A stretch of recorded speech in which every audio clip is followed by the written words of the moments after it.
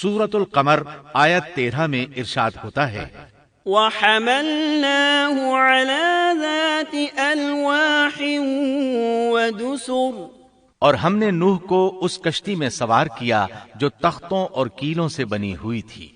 نوح علیہ السلام نے دعوت کا کام چھوڑ دیا اور کشتی بنانے لگے۔ وہ لوگ جب انہیں کشتی بناتے دیکھتے تو ان کا مذاق اڑاتے، کہتے نوح پہلے تو نبی تھا، اب بڑھئی بن گیا۔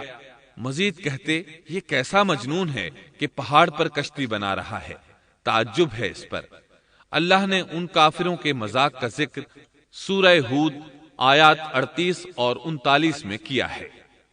وَيَصْنَعُ الْفُلْكَ وَكُلَّمَا مَرَّ عَلَيْهِ مَلَأٌ مِّن قَوْمِهِ سَخِرُوا مِنْهُ قَالَ إِن تَسْخَرُوا مِنَّا فَإِنَّا نَسْخَرُ مِنكُمْ كَمَا تَسْخَرُونَ فَسَوْفَ تَعْلَمُونَ مَن يَأْتِيهِ عَذَابٌ يُخْزِيهِ وَيَحِلُّ عَلَيْهِ عَذَابٌ مُقِيمٌ۔ نوح کشتی بنانے لگے، اس کی قوم کی جو جماعت اس کے پاس سے گزرتی وہ اس کا مذاق اڑاتی۔ وہ کہتے اگر تم ہمارا مذاق اڑاتے ہو تو ہم بھی تم پر ایک دن ہنسیں گے جیسے تم مسخرہ پن کر رہے ہو۔ تمہیں بہت جلد معلوم ہو جائے گا کہ کس پر عذاب آتا ہے جو اسے رسوا کرے اور اس پر ہمیشہ کا عذاب اتر آئے۔ اس کشتی کا حلیہ ابن عباس رضی اللہ عنہما سے ایک روایت میں یوں آیا ہے۔ وہ بیان کرتے ہیں کہ نوح علیہ السلام نے پہاڑ پر ایک کشتی تیار کی اور اسے تارکول سے لت پت کیا۔ اسی وقت سے تارکول کا ظہور ہوا۔ اس کشتی کا طول 300 گز، اونچائی 30 گز اور عرض 50 گز تھا۔ ایک اندازے کے مطابق اس کا طول 1 کلومیٹر سے زیادہ تھا اور اس کی بلندی اور گہرائی کے بارے میں کہا گیا ہے کہ 30 ہاتھ تھی، اور یہ کشتی عام کشتیوں کی طرح اوپر سے کھلی ہوئی نہیں تھی، بلکہ جس طرح اس کو نیچے سے بند کیا گیا تھا اسی طرح اوپر سے بھی بند کیا گیا تھا تاکہ اوپر سے جو بارش برسے وہ انہیں نقصان نہ دے، اور جس طرح نیچے والے غرق ہونے سے محفوظ رہیں اسی طرح اوپر والے بھی محفوظ رہیں۔ گویا وہ ایک گیند کی مانند تھی۔ اس میں الگ الگ 3 درجے بنائے گئے تھے، ہر درجے میں ایک دروازہ تھا، اور یہ 3 دروازے اس طرح تھے کہ ہر دروازے کے اوپر ایک دروازہ تھا۔ یہ اس کشتی کا حلیہ تھا جس کے راوی ابن عباس رضی اللہ عنہما ہیں۔ یہ کشتی آج بھی موجود ہے۔ اللہ تعالیٰ نے اس کشتی کو بطور عبرت اور نشانی کے باقی رکھا ہے، جیسا کہ اللہ تعالیٰ فرماتے ہیں وَلَقَدْ تَرَكْنَاهَا آيَةً فَهَلْ مِن مُدَّكِرٍ، اور بے شک ہم نے اس واقعے کو نشانی بنا کر باقی رکھا، پس ہے کوئی نصیحت حاصل کرنے والا۔ اس صدی میں علماء کے ایک گروہ نے اس کشتی کو ترکی کے ایک پہاڑ پر پا لیا ہے۔ اب وہ 2 ٹکڑوں میں تقسیم ہو چکی ہے۔ اس کا حلیہ وہی تھا جو بیان ہوا۔ اللہ کا فرمان سچا ثابت ہو گیا کہ ہم نے اس کو نشانی بنا کر باقی رکھا ہے۔ اس کے بعد طوفان آیا۔ اللہ تعالیٰ نے نوح علیہ السلام کو اس طوفان کے ظہور کی ایک نشانی اور علامت بتلائی تھی۔ نوح علیہ السلام کے گھر میں ایک تنور تھا۔ اللہ نے فرمایا جب یہ تنور جوش مارنے لگے اور پانی اس سے ابلنے لگے تو سمجھ لینا اللہ کا وعدہ آ گیا۔ چنانچہ اس وقت مومنوں کو اور اپنے اہل و عیال کو اور زمین پر بسنے والے تمام جانوروں کا جوڑا جوڑا اس کشتی میں سوار کر لینا۔ تنور سے کیا مراد ہے؟ اس کے متعلق مفسرین میں اختلاف ہے۔ بعض کہتے ہیں کہ اس سے مراد ایک چشمہ ہے جو زمین سے نکلتا ہے، لیکن راجح روایات کے مطابق اس سے مراد معروف تنور ہے جس میں آگ جلا کر روٹیاں پکائی جاتی ہیں۔ یہ تنور نوح علیہ السلام کے گھر میں تھا اور اسی کو اللہ نے طوفان کے آنے کی علامت بتایا اور فرمایا کہ جب یہ پھوٹ پڑے اس وقت ہر چیز کا جوڑا جوڑا کشتی پر سوار کر لینا۔ اللہ تعالیٰ سورہ ہود آیت 40 میں فرماتے ہیں حَتَّى إِذَا جَاءَ أَمْرُنَا وَفَارَتِ التنور قل نحمل فيها من كل زوجين اثنين وأهلك إلا من سبق عليه القول وما آمن معه إلا قليل۔ یہاں تک کہ جب ہمارا حکم آ پہنچا اور تنور ابلنے لگا، ہم نے کہا اس کشتی میں ہر قسم کے جوڑے دوہرے سوار کر لے، اور اپنے گھر کے لوگوں کو بھی سوائے ان کے جن پر پہلے سے بات پڑ چکی ہے، اور سب ایمان والوں کو بھی۔ اس کے ساتھ ایمان لانے والے بہت ہی کم تھے۔ کشتی میں سوار ہونے والوں کی تعداد 80 بتائی جاتی ہے۔ چنانچہ جب تنور جوش مارنے لگا تو نوح علیہ السلام کشتی میں سوار ہو گئے۔ کشتی ان کی بستی میں لوگوں سے دور پہاڑ پر تھی۔ اللہ کی قدرت کہ تمام قسم کے جانور بھی کشتی کے پاس آ گئے۔ نوح علیہ السلام نے انہیں بھی سوار کر لیا۔ اللہ تعالیٰ سورۃ القمر آیات 11 اور 12 میں فرماتے ہیں، ففتحنا أبواب السماء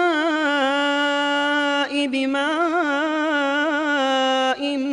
منهمر وفجرنا الأرض عيونا فالتقى الماء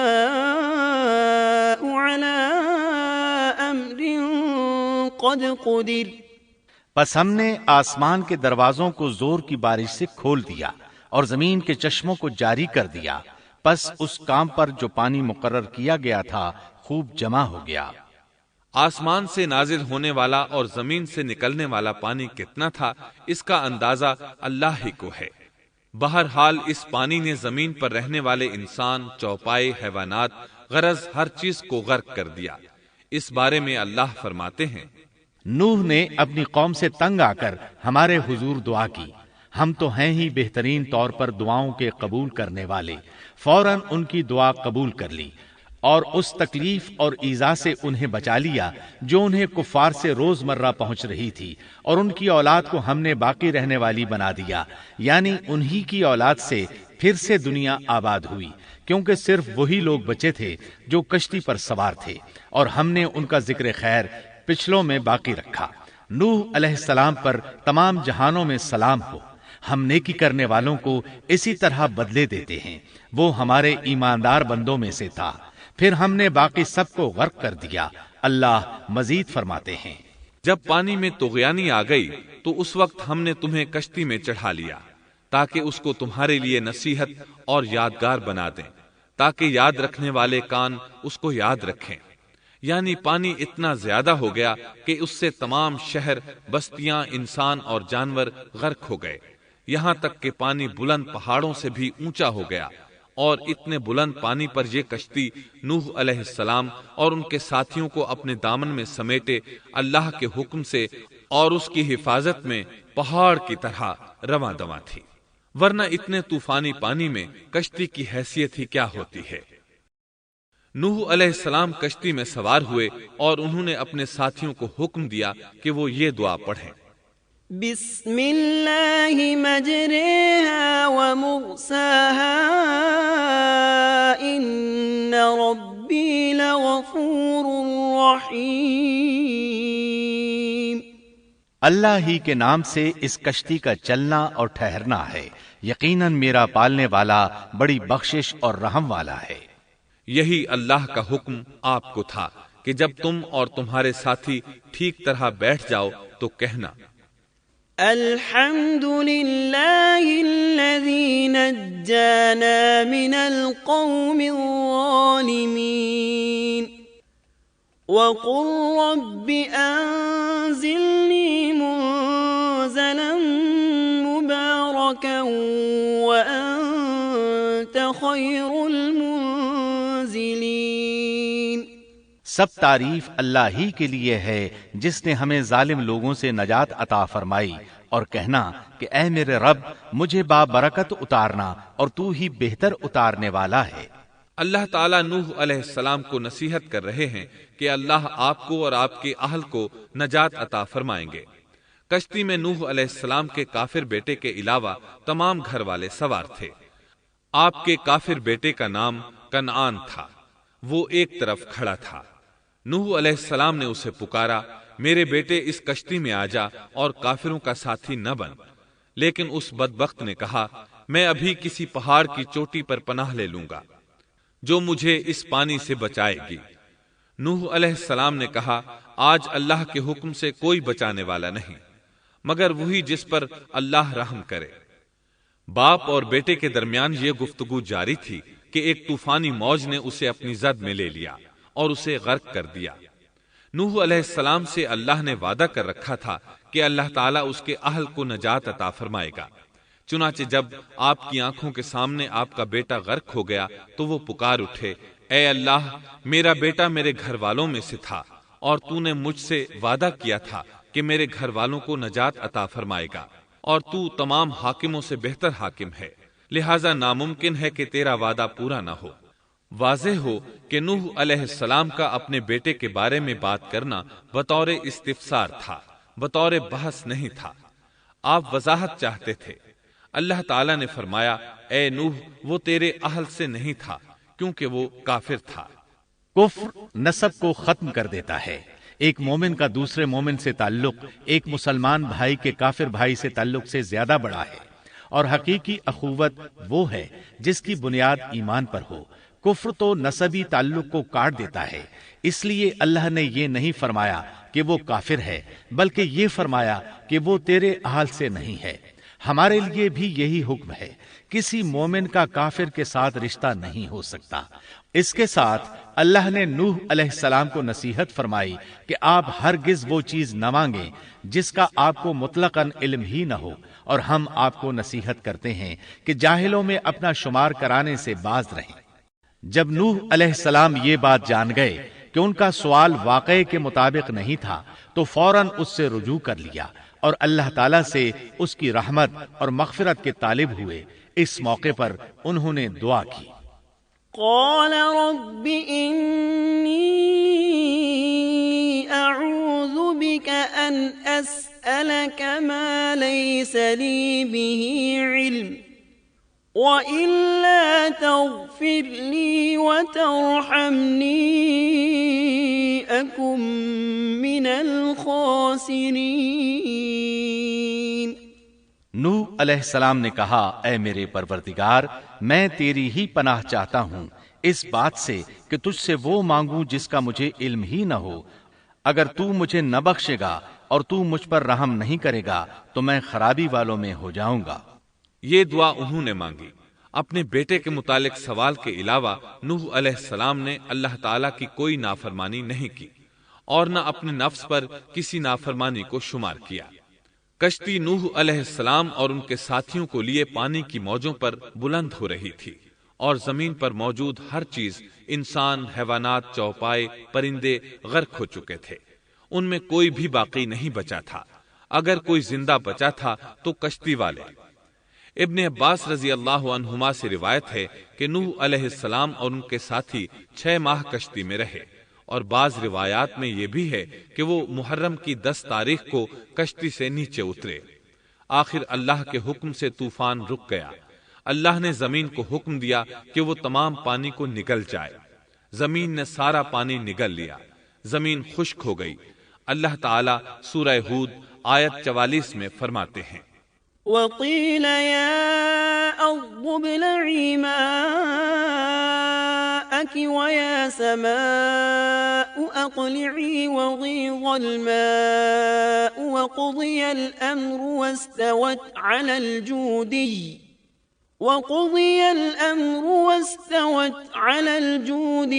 وقيل بعدا للقوم الظالمين۔ اور فرما دیا گیا کہ اے زمین اپنے پانی کو نگل جا، اور اے آسمان بس کر تھم جا۔ اسی وقت پانی سکھا دیا گیا اور کام پورا کر دیا گیا، اور کشتی جودی نامی پہاڑ پر جا ٹھہری، اور فرما دیا گیا کہ ظالم لوگ اللہ کی رحمت سے دور ہیں۔ کشتی جودی پہاڑ پر جا کر ٹھہر گئی۔ اب انہیں حکم ہوا کہ سلامتی کے ساتھ کشتی سے اتر آئے۔ آپ پر بھی برکت نازل ہوگی، اور ان قوموں پر بھی جو آئندہ آپ کی نسل سے پیدا ہوں گی، اور آپ کی نسل میں سے کچھ لوگ ایسے بھی ہوں گے جنہیں ہم فائدہ تو ضرور پہنچائیں گے، پھر انہیں ہماری طرف سے دردناک عذاب پہنچے گا۔ بہت سی روایات میں یہ بات مذکور ہے کہ نوح علیہ السلام ایک لمبی مدت یعنی 6 ماہ کشتی میں طوفان تھم جانے کا انتظار کرتے رہے۔ آپ نے طوفان کے حالات معلوم کرنے کے لیے ایک کبوتر بھیجا جو واپس آ گیا، اسے پاؤں رکھنے کو جگہ نہ ملی۔ اسے دوبارہ بھیجا گیا تو وہ پھر واپس آ گیا۔ چند دن بعد اسے پھر بھیجا گیا تو وہ اپنی چونچ میں زیتون کی ایک ٹہنی لیے ہوئے تھا۔ اس سے نوح علیہ السلام نے معلوم کر لیا کہ پانی زمین سے کچھ ہی اونچا رہ گیا ہے اور درخت وغیرہ اگ چکے ہیں۔ کچھ دن بعد اسے پھر بھیجا گیا۔ اس مرتبہ وہ واپس لوٹا تو اس کے پاؤں خاک آلود تھے۔ نوح علیہ السلام نے سمجھ لیا کہ طوفان رک گیا اور زمین خشک ہو چکی ہے۔ سیرت کی کتب میں یہ واقعہ موجود ہے۔ اسی کی بنیاد پر سیرت نگاروں کا کہنا ہے کہ کبوتر کا آنا سلامتی کی علامت تھا اور اس کی چونچ میں زیتون کی ٹہنی نوح علیہ السلام کی بادشاہت کی طرف اشارہ تھا۔ اس طرح نوح علیہ السلام زمین پر اتر آئے۔ اس وقت اولاد آدم میں سے کوئی انسان سوائے ان لوگوں کے زندہ نہیں بچا تھا۔ جزیرہ عرب، فلسطین اور ان کے ارد گرد کا علاقہ غرق ہونے سے محفوظ رہا۔ ان کے علاوہ تمام زمین غرق ہوئی تھی۔ سب کے سب طوفان کی نذر ہو گئے۔ صرف نوح علیہ السلام سے اولاد پیدا ہوئی اور زمین میں ان کی اولاد کے علاوہ اور کسی کی نسل باقی نہ رہی۔ اسی وجہ سے نوح علیہ السلام کو آدم ثانی اور ابو البشر ثانی کہا جاتا ہے، کیونکہ تمام کے تمام بشر انہی کی طرف منسوب ہیں۔ سورۃ الصافات آیات 75 تا 77 میں اسی طرف اشارہ ہے۔ وَلَقَدْ نَادَانَا نُوحٌ فَلَنِعْمَ الْمُجِيبُونَ وَنَجَّيْنَاهُ وَأَهْلَهُ مِنَ الْكَرْبِ الْعَظِيمِ وَجَعَلْنَا ذُرِّيَّتَهُ هُمُ الْبَاقِينَ۔ اور ہمیں نوح نے پکارا تو دیکھ لو کہ ہم کیسے اچھے دعا قبول کرنے والے ہیں۔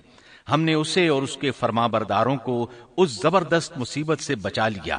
اس کی اولاد ہم نے باقی رہنے والی بنا دی۔ ایک دوسرے مقام پر اللہ تعالیٰ دیگر امم اور رسولوں کے متعلق کلام کرتے ہوئے فرماتے ہیں، اے ان لوگوں کی اولاد جنہیں ہم نے نوح کے ساتھ چڑھا لیا تھا، وہ ہمارا بڑا ہی شکر گزار بندہ تھا۔ نوح علیہ السلام کے 3 بیٹے تھے، سام، حام اور یافس۔ سام کی نسل زیادہ تر سفید رنگت کی تھی اور بہت کم لوگ ان میں سیاہ فام تھے، البتہ کچھ ان میں گندمی تھے۔ حام کی اولاد کی اکثریت سیاہ فام تھی، ان میں بہت کم لوگ سفید رنگ کے تھے، اور یافس کی اولاد سرخی مائل رنگ کی تھی۔ عرب اور بنو اسرائیل سام کی اولاد ہیں، تمام حبش حام کی اولاد ہیں، ترک اور مشرقی ایشیا کے لوگ یافس کی اولاد ہیں۔ طوفان کے بعد نوح علیہ السلام اللہ کے بندوں میں 350 سال تک زندہ رہے، اور وہ اللہ کے قول عبدن شکورن کے مصداق تھے۔ پھر نوح علیہ السلام فوت ہو گئے۔ راجح ترین روایات کے مطابق آپ مکہ میں دفن ہوئے۔ ایک دوسری روایت کے مطابق آپ لبنان میں دفن ہوئے۔ محترم سامعین، ابھی آپ دارالسلام اسٹوڈیو لاہور پاکستان سے قصص الانبیاء کا 4تھا حصہ شرک کا آغاز سن رہے تھے۔ قصص الانبیاء کے 5ویں حصے عبرتناک انجام میں آپ یہ سنیں گے: سیدنا ہود علیہ السلام کا نام و نسب اور قوم عاد کا تعارف، قوم نوح کے مشرکین کی تباہی کے بعد شرک کی ابتدا کن سے ہوئی، ہود علیہ السلام کی قوم کو دعوت اور قوم کا رویہ، قوم عاد کی قوت و طاقت اور ترقی کا تذکرہ، قوم عاد پر نازل ہونے والے عذاب، سیدنا صالح علیہ السلام کا نام و نسب اور قوم سمود کا علاقہ، قوم سمود کی فنون و ہنر میں قوم عاد کی نقالی، سیدنا صالح علیہ السلام کی قوم کو دعوت توحید اور سرداران قوم کا رویہ، قوم سمود کا معجزے کا مطالبہ، قوم سمود کو کون سا معجزہ ملا، معجزے کی بے حرمتی کرنے والے بدبخت اور اس کے ساتھیوں کا تذکرہ، سیدنا صالح علیہ السلام کے قتل کی سازش،